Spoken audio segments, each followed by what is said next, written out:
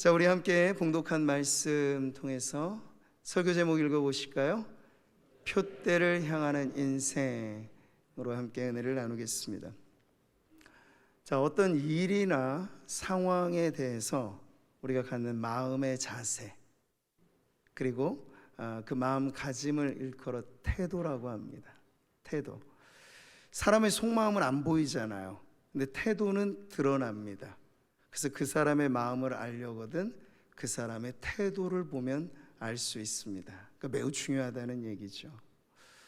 여러분, 유태인 대학살의 끔찍한 현장에서 살아남은 생존자로서의 체험 수기를 죽음의 수용소에서라는 책으로 출간한 이 빅터 프랭클이라는 정신의학자가 있습니다. 그는 그 혹독했던 죽음의 수용소를 벗어나기까지의 과정을 체험한 것을 나눌 뿐만 아니라 그것을 통해서 세계 정신의학계에 아주 좋은 하나의 치료법을 소개했어요. 그게 바로 로고테라피라는 거예요. 의미 치료 요법이라는 말이죠. 생각해 보십시오. 죽음의 수용소 아닙니까? 내 앞선 순번에 따라서 사람들이 왜 죽어야 되는지 이유는 없어요. 그냥 인종이 유태인이라는 이유만으로 무참하게 죽어가는 그 현장. 살아도 산 것 같지 않겠죠. 절망 그 자체일 것입니다. 그런데 모두가 다 마치 싸워보지도 않고 진 경기를 하는 그 절망감에 휩싸여 있는 것만은 아니었고, 누군가는 그런 속에서도 살아야지, 언제까지 내게 삶이 주어질지 모르지만 정말 살아봐야지 하는 그런 마음을 가지고 깨진 유리 조각 같은 거를 가지고도 면도를 하는 사람들이 있었어요. 여러분, 포로 수용소에서 면도가 다 무슨 말입니까? 근데 벌써 삶에 대한 태도가 다른 거죠. 그런 생존자 중에 한 사람으로 빅터 프랭클 박사가 이런 말을 하였습니다. 한 인간에게서 모든 것을 빼앗아갈 수 있지만 한 가지 자유는 빼앗아갈 수 없습니다. 그것은 어떤 상황에 놓이더라도 삶에 대한 태도만큼은 자신이 선택할 수 있는 자유입니다. 포로로 갇혀있든 어떠한 모든 어려운 환경 가운데 있든 살아봐야지, 하나님 내게 주신 한 평생이니 끝까지 살아내야지, 이건 삶에 대한 태도. 이건 누가 못 뺏어가요. 폭군이 있어도 그건 못 뺏어가요. 내 삶에 대한 태도는 내가 포기하지 않는 한 이건 오롯이 나의 자유라고 하는 것이죠. 신앙생활을 하는데도 여러분, 태도는 너무나 중요합니다. 하나님 앞에 우리가 어떤 태도를 가지고 예배하고 어떤 태도를 가지고 헌신하고 어떤 태도를 가지고 살아가느냐가 정말 많은 차이를 만들어 낸다는 것이죠.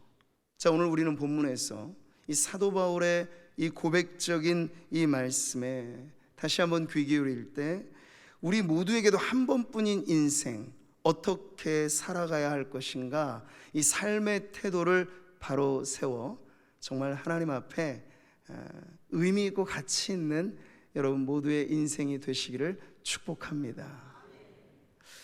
자, 바울 우리가 보니 그는 그리스도께 완전히 몰입된 삶을 살았지요. 그에게 절대적인 가치를 물어본다면 하나밖에 없어요. 그리스도. 그 외의 것들은 상대화시킬 수 있는 것들이죠. 이게 여러분 벌써 세상과 다른 것 아니겠어요? 세상은 돈을 절대화시키고 명예를, 평판과 인정과 칭찬과 권세와 이 모든 게 절대화되니까 그리스도가 상대화되죠. 네. 그러니까 이러한 희미한 신앙생활과 비교할 때 바울은 제대로 꽂힐 것에 꽂힌 거예요. 빼앗아갈 수 없는 그 영원한 것에. 이 절대적인 가치를 얻기 위해서 다른 것은 있어도 좋지만 없어도 나는 크게 문제없어, 심지어 해로 여겼고 배설물이라고까지도 말했습니다.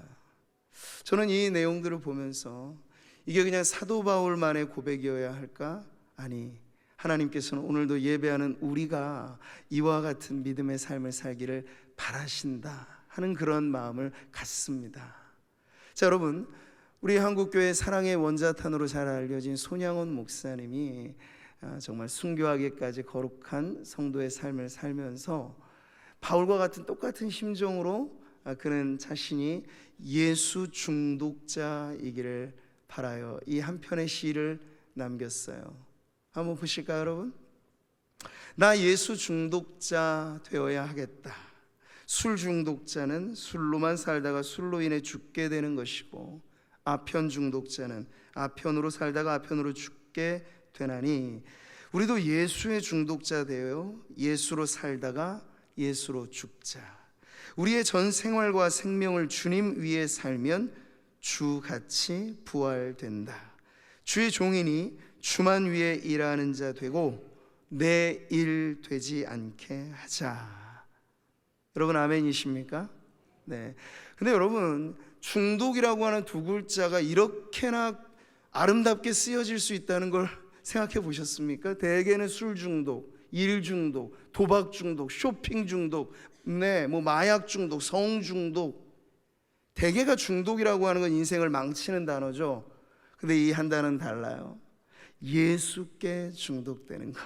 지금 무슨 광신도 얘기를 하는 것 아닙니다. 사이비 종교에 빠져 있는 사람 얘기를 하는 거. 온전히 제정신 가지고 살아가면서 생의 모든 가치가 결코 누구도 빼앗아갈 수 없는 영원하신 그분에게 몰입되어 살아가면, 여러분, 다른 중독은 인생을 망치겠지만 예수께 몰입된 삶은 우리의 인생을 살릴 줄 믿습니다. 현실의 고난과 역경을 돌파해 나갈 수 있는 오늘을 살아낼 힘이 바로 그 안에 있기 때문이죠. 오늘 빌립보서의 말씀 10절과 11절의 말씀을 보세요. 그의 죽으심을 본받아 어떻게 해서든지 죽은 자 가운데서 부활에 이르려 하노니. 아멘.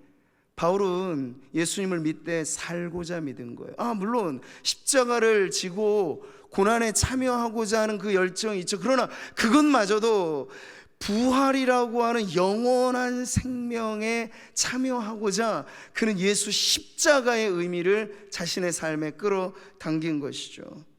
근데 막연하게 이걸 그냥 생각했던 걸까요? 대충? 아니죠. 어떻게 해서든 그는 반드시 필승의 각오를 다짐하면서 나는 예수에게 온전히 몰입되어 살다가 예수님 죽음의 권세에 깨치고 부활하신 것처럼 나도 주님 부르시는 그날의 부활의 영광에 참여하리라. 근데 이러한 소망을 갖고 열정적으로 살아간 거지. 이게 바로 삶의 태도라는 얘기예요. 오늘 바울이 전하는 그의 고백 안에는 인생의 3시제가 들어가 있습니다. 3시제는 뭘까요? 과거와 현재와 미래죠. 그가 어떠한 삶의 태도를 가지고 그의 과거를 바라보고 오늘을 살고 내일을 향하였던가, 이게 이제 오늘 말씀에 나오는 부분인데, 먼저 과거에 대한 그의 태도를 보십시오. 형제들아, 나는 아직 내가 잡은 줄로 여기지 아니하고 오직 한 일, 즉 뒤에 있는 것은 잊어버리고 앞에 있는 것을 잡으려고, 아멘, 그렇게 살아갔습니다. 분명하게 말하는 이 한 가지 일은 뭐죠? 내게 과거를 묻지 마세요 라는 태도인 거예요. 근데 좀 우리 주변에 저는 이런 분들이 많이 있는 것 같아요. 소위 왕년병에 걸린 분들. 왕년병이라는 게 뭘까요, 여러분? 왕년에 내가 말이야, 이렇게 시작하는 거죠. 왕년에 내가 이래봬도 한가닥 했던 사람이야, 왜 이래? 여러분, 이런 분들의 특징은 과거에 매여 있어요. 추억 앨범만 들추어 보고, 그때, 그래, 그때. 근데 그런 이들에게는 오늘은 없어요. 오늘은 그냥 어제의 연장이에요. 새로운 무언가가 없어요. 그 사람에게는 무언가 새로운 의욕이 없어요. 자, 물론 여러분, 우리는 인생에 살아온 자취, 우리의 삶의 이력은 소중한 것입니다. 역사의 전통이란 가치 있는 것이죠. 그러나 그게 디딤돌이 되어서 오늘을 살아낼 힘을 만들어내지 않는다면 과거의 역사, 찬란했던 과거가 과연 무슨 의미가 있겠습니까? 역사란 무엇인가 물을 때 그건 과거와 현재의 대화라고 말해요. 그래서 오늘을 살아갈 의미를 만들어내는 과거는 걸림돌이 아니라 디딤돌이 되는 것이죠. 근데 어떤 사람들은요, 여러분 소아조로증이라는 병이 있는 것 아십니까? 몸은 어린아이인데 나이도 어려요. 근데 신체의 모든 기관과 모든 게 너무 일찍 노화되어 버리는 병, 이게 소아조로증이라고 하는데, 육신의 이런 질병만이 아니라 이미 정신의 세계가 영적인 조로증을 앓고 있는 그런 이들이 적지 않다는 것이죠. 겉은 멀쩡해요. 근데 너무 노쇠해져 버린 그러한 삶을 살아가는 이들이죠. 이런 점에서 여러분 오늘의 바울은 어떨까요? 전혀 그런 것과는 다른 모습입니다. 12절 말씀이죠. 내가 이미 얻었다 함도 아니요 온전히 이루었다 함도 아니라. 아멘. 사실 바울로 말하자면 왕년의 스타 아닙니까? 네, 히브리인 중에 히브리인, 율법으로는 바리새인, 열심으로는 바리새인, 율법의 의로는 내가 완전한 자. 이거 다 왕년에 정말 한가닥한 자기의 이력이에요. 그런데 바울은 그 모든 것들을 다 배설물로 취급하죠. 오늘의 나로 말할 때는 내가 그때 그 모습, 그것이 아니고 오늘 나를 가치 있게 만드는 건 여전히 그리스도 예수시라고 하는 그런 믿음을 그는 갖고 있었던 거죠. 저는 오늘 이 고백을 보면서 예배하는 저와 여러분, 우리 누구도 왕년의 스타에 머무르시지 않기를 축복합니다. 그게 복인 거예요, 여러분. 네, 사람마다, 성도마다 크든지 작든지 자랑할 것 한두 가지 왜 없겠습니까? 근데 여러분, 그것 때문에 오늘 내가 갖추어야 될 겸손, 오늘 내가 가져야 될 열정, 근데 그것이 퇴색되고 이뤄진다면 그거 우리한테는 배설물 같은 거예요. 아무짝에도 소용이 없는 거죠. 저는 그렇게 말해요. 직함이라고 하는 거, 그거 명함에 새겨놓으면 종이 한 장 무게밖에 안 돼요. 근데 직함회가 아니라 우리에겐 직능이 중요해요. 내가 지금 어떻게 섬기고 있느냐가 중요하지, 내 직함이 뭐느냐가 그거 중요하지 않아. 하나님이 우리에게 원하시는 건 명함 쪼가리가 아니고 우리가 섬기는 그 섬김의 삶 그 자체라고 하는 것을 여러분 언제나 기억하시기를 바랍니다. 섬김에 있어서 여러분의 인생의 무게가 정말 묵직하게 살아가실 때 비로소 하나님께서 우리의 이름이 해같이 빛나는 이름을 주실 거라 믿으시기를 바랍니다. 초심이란 언제나 오늘을 살아가는 열정이죠. 늘 처음처럼 여러분 오늘의 내가 맡은 일을 그렇게 섬기십시오. 그러면 매일 똑같아 보이는 일도 결국 똑같지 않을 것입니다. 작고 허드렛 일이라 보이는 그 일 속에도 하나님의 임재를 오늘 여러분은 경험할 수 있을 것입니다. 오늘이에요. 그러니까 저는 십자가 군병으로 착출받은 우리 성도들이 예비군 훈련장에서나 볼 듯한 모자 삐딱하게 쓰고 단추 제대로 안 끼우고 허리띠도 어디 갔는지 모르고 군화도 다 풀어져 있고 건 모습은 비슷해요. 군복 입고 있으니까. 그게 근데 어디 군사입니까? 전쟁을 하면 총이나 쓸 수 있을까요? 예비군 현장에서 보이는 군인 비스무리한 군인 아닌 군인 같은. 근데 오늘 영적인 삶을 살아가는 성도들에게 그런 십자가 군병들이 있다는 건 얼마나 하나님 나라의 큰 손실이 되겠습니까? 태도예요. 하나님 앞에 충성하는 그 태도, 그것이 언제나 여러분 처음 그 마음, 처음 그때 그 자세, 그것이 오늘 우리의 살아가는 오늘의 내 모습이 되기를 소망합니다. 6.25 남북전쟁, 우리 한국전쟁에서 전세를 완전히 뒤집어 놓는 세계 전쟁사의 기가 막힌 전략, 인천 상륙작전을 성공시켰던 UN 총사령관 더글러스 맥아더, 왕년의 스타라고 하면 대단한 스타였겠죠. 근데 그가 그 이듬해에 총사령관에서 해임당하고 바로 그때 퇴역하게 되는 마지막 연설, 고별 연설을 하게 되었습니다. 그 고별 연설은 참 의미 있는 자리잖아요. 근데 그 고별 연설에서도 마지막 내용이 무엇이었느냐? 노병은 결코 죽지 않는다. 다만 사라질 뿐이다. 여러분, 근데 이 말을 우리가 어지간하면 다 들어보셨죠? 근데 이 말이 뭐냐면 그 당시 메가더가 현역 시절에 불렀던 군가의 내용이에요.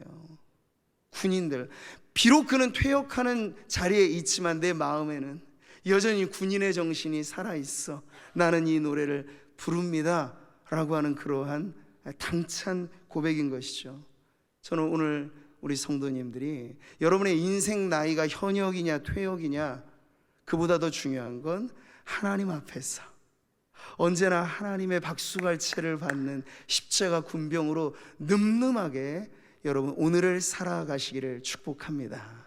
네, 오늘 우리에게는 바울이 뚜렷이 보여주고 있는 그 인생관, 삶의 태도가 언제나 현재에 집중되어 있다는 걸 보게 됩니다. 현재 진행형의 인생을 그는 살아가고 있어요. 12절 말씀을 같이 보시죠. 내가 이미 얻었다 함도 아니요 온전히 이루었다 함도 아니라 오직 내가 그리스도 예수께 잡힌 바 된 그것을 잡으려고 달려가노라. 아멘.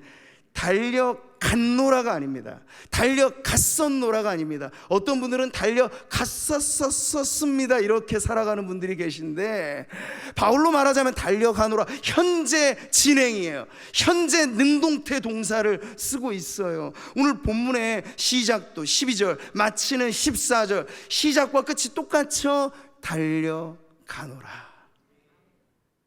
여러분, 인생, 오늘을 사는 인생의 전형을 보여주고 있습니다. 그리고 이 말씀에는 이미 당시 사람들은 고대 올림픽, 로마라고 하면 고대 그리스 올림픽이 유행이었을 그런 시대에 달리기 경주 선수를 떠오르게 만드는 그러한 이미지가 여기에 쓰이고 있는 거죠.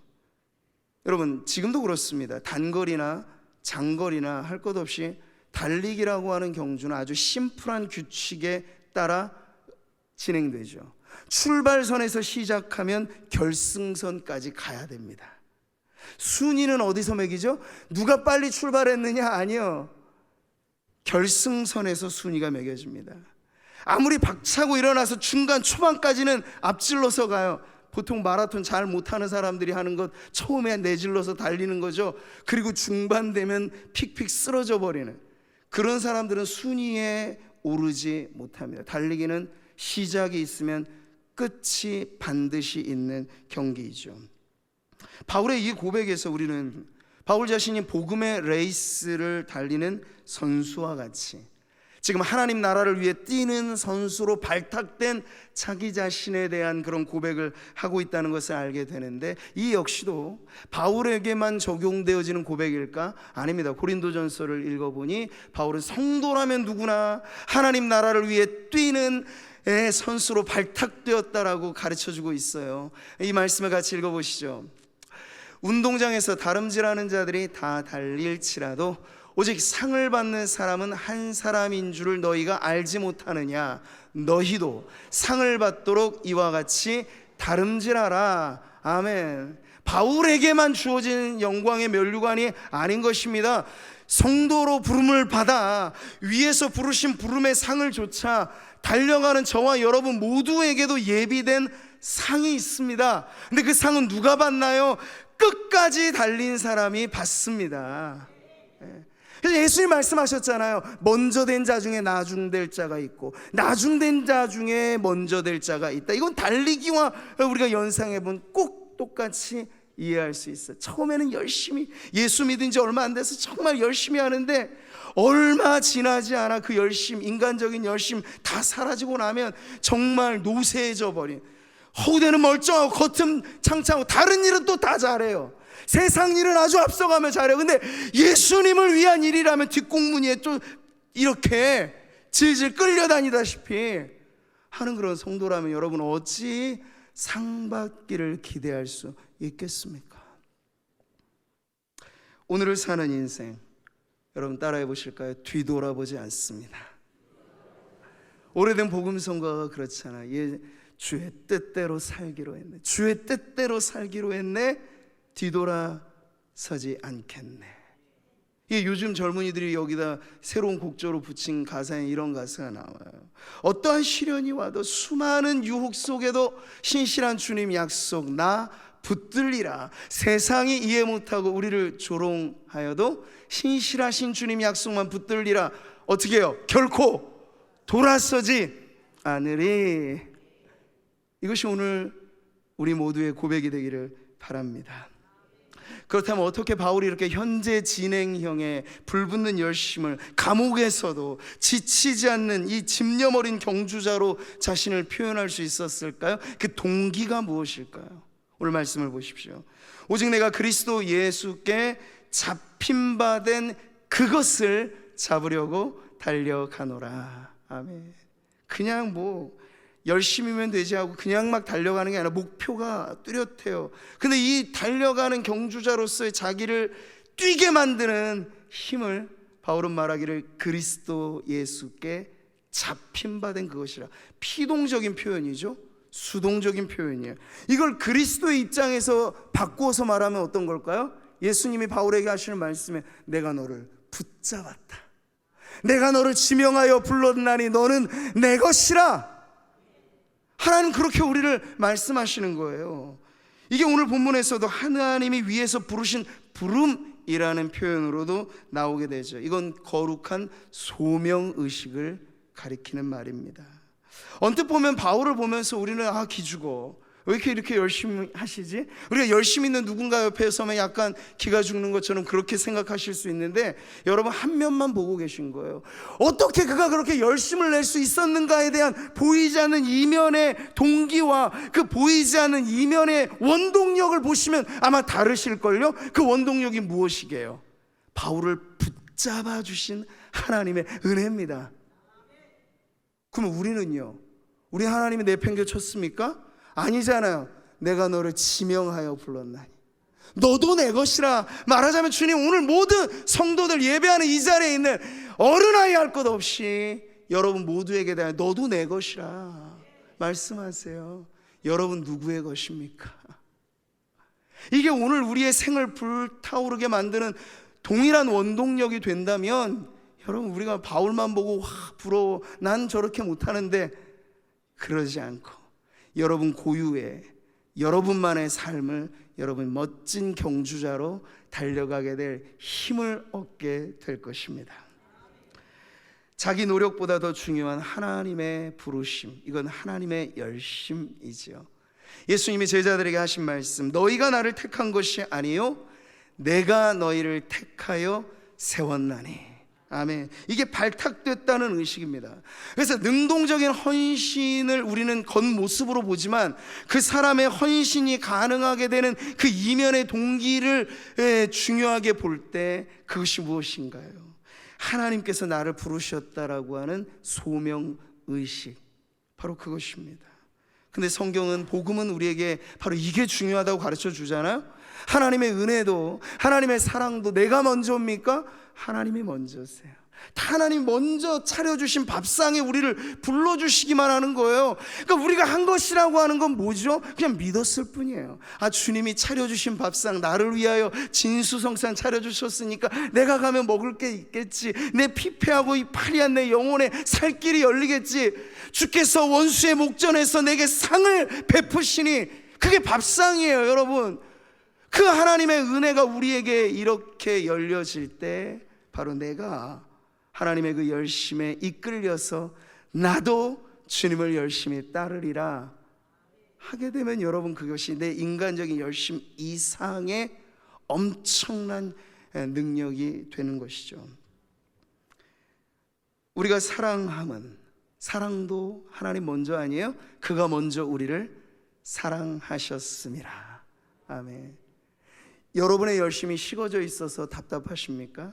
그때 그러면 어떻게 내 안 되는 밑바닥까지 바가지 긁는 소리가 들리는 이 완전히 인생의 더 이상 소망 없어 보이는 이때 어떻게 우린 다시 이 경주자로서 오늘 현역 십자가 군병으로 뛸 수 있을까요? 지금도 나를 붙잡고 계시는 하나님의 은혜를 바라보십시오. 지금도 여전히 나를 불러 하나님의 거룩한 백성으로 뛰라고 말씀하시는 그 하나님의 부르심에 여러분의 귀가 기울어지게 되시면 전에 없이 새로운 열정이 우리 안에 일어나게 될 줄 믿습니다. 자, 이 경주자의 비유, 현재 진행형으로 진행하면서 계속해서 목표를 우리들에게 제시해주고 있습니다. 마지막 구절이죠. 표대를 향하여 그리스도 예수 안에서 하나님이 위에서 부르신 부름의 상을 위하여 달려가노라. 여기 아주 뚜렷한 목표 의식이 보여집니다.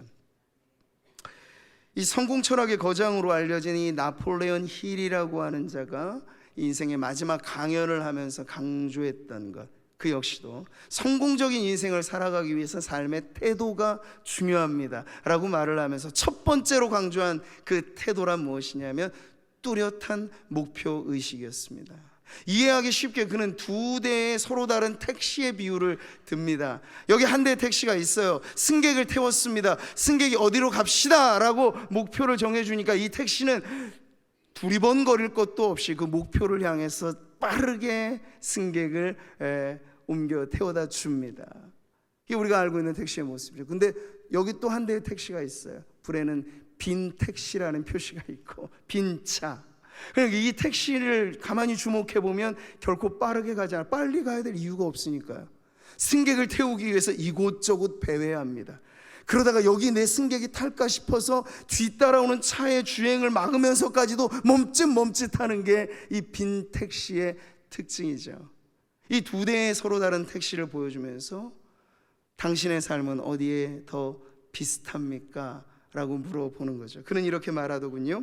목적지 없는 빈 택시처럼 목표가 명확하게 설정되지 않은 사람은 동력을 잃은 채 이리저리 머뭇거리게 된다. 자, 오늘 우리의 삶이 어느 택시를 더 닮아 있는지는 스스로 판단해 보시면 될 것 같아요. 배회하고 있지는 않습니까? 여러분, 인생의 나이가 누군가에겐 정말 숫자와 같은 분들을 저는 많이 알고 있어요. 근데 너무나 젊고 너무나 창창함에도 불구하고 이미 그 정신은 노쇠해질 대로 노쇠해져 버린 사람들도 많이 있다는 걸 저는 알고 있어요. 왕년병에 걸린 사람, 그리스도께 붙들린 인생이 아니라 과거의 발목이 붙잡혀 있는, 그게 성공이든 실패든. 자, 여러분, 우리는 바울이 잊어버린 것들에 대해서 다시 주워 닮아서는 안 됩니다. 우리도 마찬가지로 나중에 다 여러분 인생 자서전은 천국 가서 보여질 거예요. 지금 미화시키려고 쓸 필요 없습니다. 지금은 우리에게 허락된 인생을 그저 달려가기만 하면 되는 거죠. 표대를 향하여 말이에요. 여러분, 내년 2024년이 무슨 날이죠? 네, 세계 올림픽이 다시 열리는 해예요. 100년 만에 다시 파리에서 올림픽이 개최된다. 그래서 기대를 막 불러일으키고 있는 데인데요. 이제 1년도 채 남지 않았습니다. 근데 이런 사실을 여러분, 일반인인 저와 여러분이야 뭐 그래? 그런가 보지. 때가 되면 뭐 TV 중계 보면서 와 박수 보내고 그러겠죠. 그런데 여러분, 지금 이 시간 태릉 선수촌에 있는 한국 대표들은 우리처럼 그렇게 느슨한 생각을 가질까요? D-Day 며칠 하면서 지금 온몸의 땀과 뭐 엄청 열정적으로 지금 그들은 준비하고 있을 겁니다. 누군가에게는 이 올림픽이 그냥 볼거리 즐길거리의 날이겠지만 선수들에게는 D-Day죠. 결전의 날인 것입니다. 자, 제가 묻겠습니다.